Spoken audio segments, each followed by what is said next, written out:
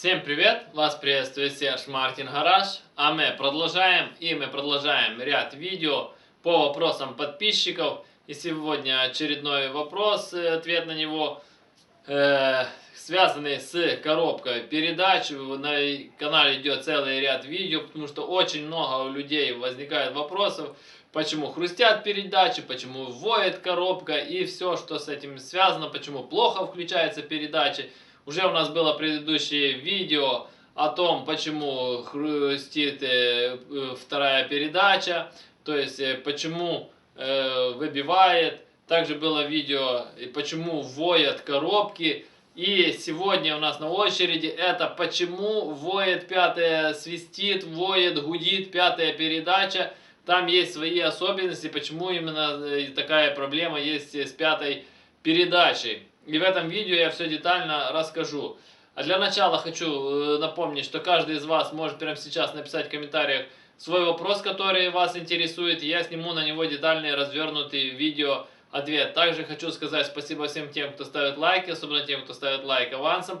Ваши лайки очень важны для развития канала, и чем больше будет лайков, тем будет больше интересных познавательных видео для вас.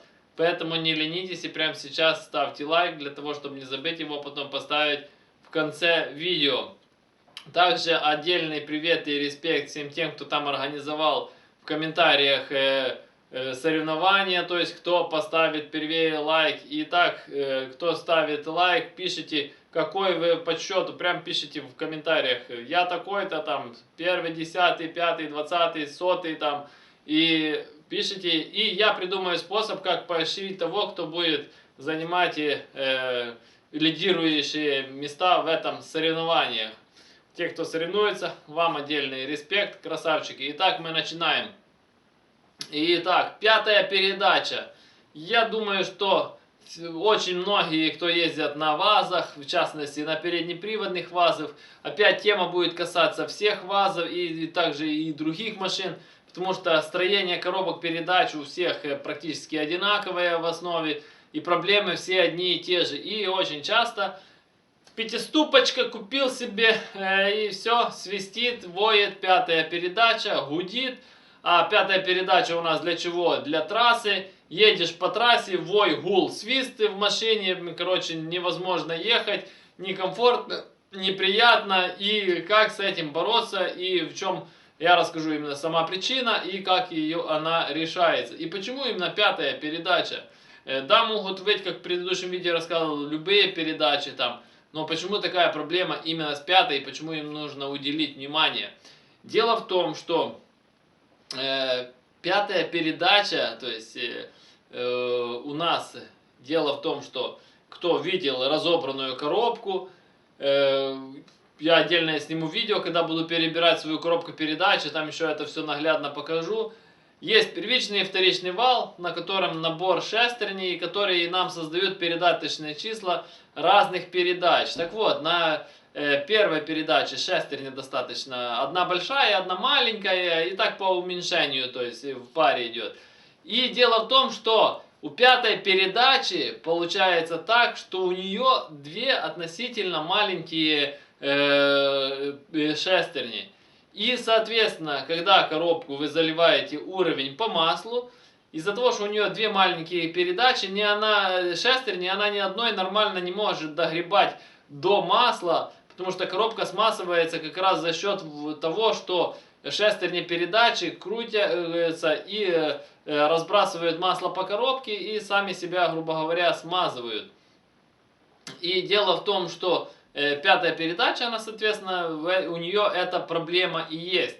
И дело в том, что если вы провтыкали уровень масла, то есть не дозалили нормально, или у вас там сопят сальники коробки, зачастую очень такая часто есть проблема, там сальники на приводах, то есть под гранаты текут, и оно получается уровень масла. Вы залили, там ездите, оно капает, не обращаете внимания, у кого больше капает, у кого меньше. Уровень падает до уровня сальника, а это, грубо говоря, будет где-то на 1,5-2 сантиметра от нужного уровня.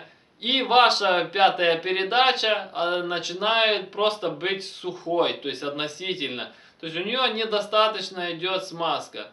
То есть И по итогу что получается? Она достаточно не смазывается.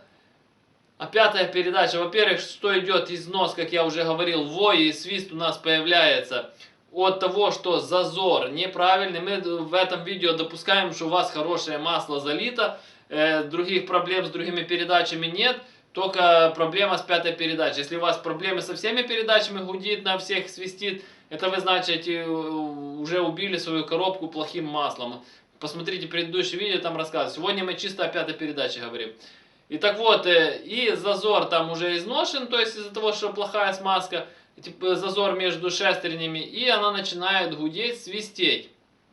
Второй момент, когда у вас недостаточная смазка идет на пятую передачу, дело в том, что там у нас находится игольчатый подшипник, в основе идет пластмасса, грубо говоря, внутри такие там металлические такие подшипнички. И дело в том, что когда плохая смазка, и, соответственно, вы едете на пятой передаче, включили, летите по трассе, причем вы едете на ней долго, то есть на остальных передачах вы едете относительно недолго, а пятую вы врубили и валите себе по трассе долго. Он нагревается от того, что плохо смазывается, и разваливается, просто расплавляется. У меня такое было, то есть на боевой коробке, там где у меня, кто не знает, есть боевая коробка, потому что многие спрашивают, почему я езжу. У меня стандартная 4-ступка для тестовых заездов, для соревнований у меня есть 5-ступка, то есть там 7-й ряд, пара 4-5, там на всех делах. То есть просто чтобы не убивать ее на тренировках, на тестах, я тренируюсь на обычной стандартной, а ее ставлю на соревнования. Так вот, и у меня такое было, да, то есть я ехал на соревнования, и, соответственно, на пятой, и я просто тоже начала свистеть, она гудеть. Я разобрал, у меня этот подшипник игольчатый, он просто расплавился. То есть они просто повыпадали, те металлические стержни, то есть эта пластмасса просто развалилась. И что, я просто, получается, только я услышал, что свист, я ее сразу разобрал. Что происходит в этот момент? Когда шестерня уже не стоит на своем посадочном месте на игольчатом подшипнике, соответственно, зазор уходит, то есть, причем конкретно уходит, и она от этого начинает гудеть и очень быстро изнашиваться. И если вы долгое время вот так проездите, потом вы разберете ее, поменяете игольчатый подшипник, а уже износ на самих зубьях шестерни пошел, и она после этого у вас продолжит уже свистеть, гудеть, и вы уже ничего ей не сделаете, пока не поменяете на новую. Поэтому, если пятая передача начинает гудеть, свистеть, надо, если хотите эту проблему решить, то надо сразу же относительно коробку разобрать. Это все дело, то есть просмотреть, если у вас там, допустим, игольчатый подшипник целый, а все равно она свистит, то по-нормальному нужно поменять пару вот этих шестеренок пятой передачи, при этом поставить новый игольчатый подшипник, залить правильный уровень масла, то есть поменять там сальники, если они текли, чтобы эта проблема не повторилась.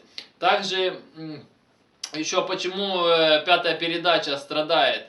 Если вы обратили внимание, то есть зачастую пятая передача там в маленьком отдельном поддончике находится. Вот, допустим, кто видел 4-ступку и 5-ступку, да, как, 5-ступка, допустим, появилась из 4-ступки, добавили корпус, добавили туда 2 шестереночки, и вот у вас получилась пятая передача. И дело в том, что основная масса шестеренок с 1 по 4 передачу находится в общем корпусе, где, как ни крутите, идет смазка хорошо, потому что корпус большой, разбрасывается масло по нему хорошо, основной, то есть, так сказать, поддон, ну, картер, грубо говоря, коробки находится здесь, а там получается относительно такой отдаленный маленький поддончик. Плюс еще учитывайте то, что когда вы едете на перекос, тоже почему это все, эти все моменты, почему страдает именно пятая передача на таких. Где-то вы едете на перекос, соответственно, масло оттекает, она в сухую вращается, то есть если на эту, допустим, сторону. С остальными передачами такой проблемы нет. Так же самое, когда вы там едете на подъем, на спуск, так же само масло может оттекать, и с этим связаны вот эти все проблемы. Поэтому нужно эти все моменты учитывать, и тогда у вас пятая передача не будет вам создавать проблем. То есть в следующих видео про коробки я расскажу, почему плохо не хрустят, а именно почему плохо. Я знаю, проблема есть у многих, там писали в комментариях, почему плохо включается, у кого заднего я, у кого первая, у кого вторая, у кого все, почему плохо переключается в передаче, туго и все такое. Там тоже есть очень много ряд проблем, вроде коробка, что такое коробка, а вот сколько проблем, гудит, свистит, не включается, и эти все моменты я вам расскажу, то есть. Поэтому, если вам интересна такая тема, пишите в комментариях, интересно узнать, почему не включается передатчик, как отрегулировать сцепление и все такое. Пишите в комментариях, и я сниму об этом отдельное видео, если посмотрю, что эта тема вам интересна. А я напоминаю, что я занимаюсь доработками головок блока и карбюраторов. Каждый из вас может прислать свою головку блока или карбюратор на доработку. Работаю по наложке новой почты, вы присылаете, я дорабатываю, отправляю вам назад по наложке новой почты. То есть оплата за работу, когда забираете назад готовые детали, вам, грубо говоря, их останется прикрутить и полететь.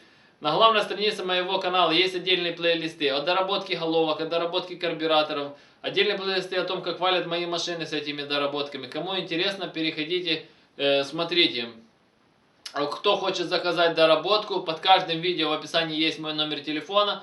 Звоните, я всегда на связи, напрямую заказывайте. Номер телефона непосредственно для заказа доработок. Все вопросы, комментарии, консультации пишем внизу под видео. Все их читаю, по возможности стараюсь на них отвечать. А кому понравилось данное видео, ставим лайки, подписываемся на канал, кто еще не подписался. Жмите на колокольчик, чтобы получать уведомления о новых видео. Делитесь данным видео со своими друзьями, делитесь данным видео в своих соцсетях. Репостите данное видео. Всем спасибо за внимание, всем до свидания.